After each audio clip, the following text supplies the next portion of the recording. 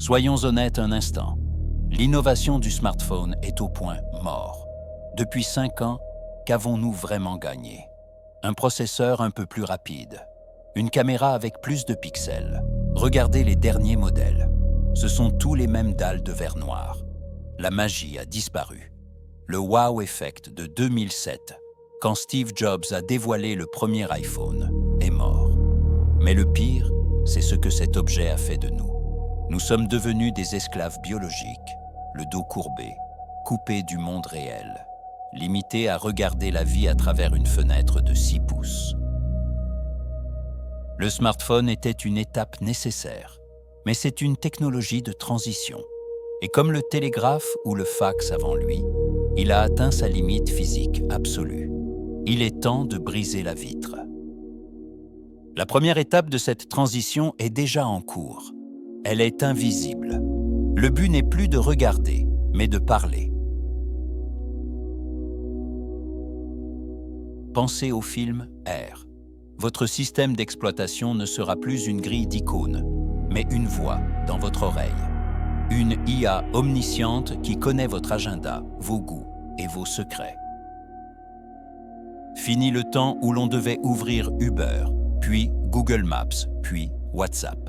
Bientôt, vous direz simplement « Je veux rentrer chez moi » et l'IA s'occupera de tout en arrière-plan. Des entreprises comme Human ou Rabbit ont tenté le coup.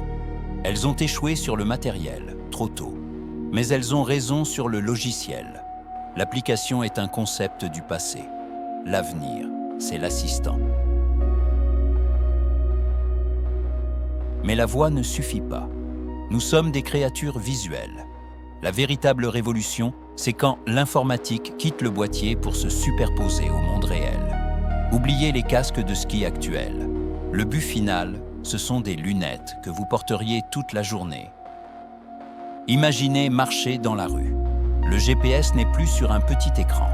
Il est peint sur le trottoir devant vous. Vous regardez un restaurant, son menu et ses avis flottent littéralement au-dessus de la porte. Le monde entier devient votre bureau. Pourquoi acheter 3 écrans de PC encombrants quand vous pouvez en faire apparaître 10, de la taille d'un mur de cinéma, où vous voulez? Votre espace de travail devient infini. Et la distance physique disparaît. Un appel vidéo ne sera plus un visage pixelisé sur un rectangle. Vos proches apparaîtront en taille réelle, assis dans votre salon comme des fantômes numériques. Après avoir goûté à ça, qui voudra revenir à un écran de 6 pouces? Mais pour Elon Musk et les transhumanistes, les lunettes ne sont qu'une étape. Pourquoi porter un écran devant ses yeux quand on peut injecter l'Internet directement dans son cortex? Voici l'interface cerveau-machine, BCI. Neuralink a déjà prouvé qu'un humain peut contrôler une souris par la pensée. Demain, vous n'enverrez plus de SMS avec vos pouces. Vous penserez le message et il sera envoyé. C'est la fin de la latence, la fusion totale. Mais c'est aussi la question la plus terrifiante de notre époque. Si vous pouvez télécharger vos pensées sur le cloud, cela signifie-t-il que le cloud peut télécharger des choses en vous? Si votre cerveau devient un disque dur, alors comme tout disque dur, il peut être piraté. La fin du smartphone pourrait bien signifier la fin de la vie privée. Le smartphone était une prison dorée. Ce qui arrive est une libération ou une malédiction.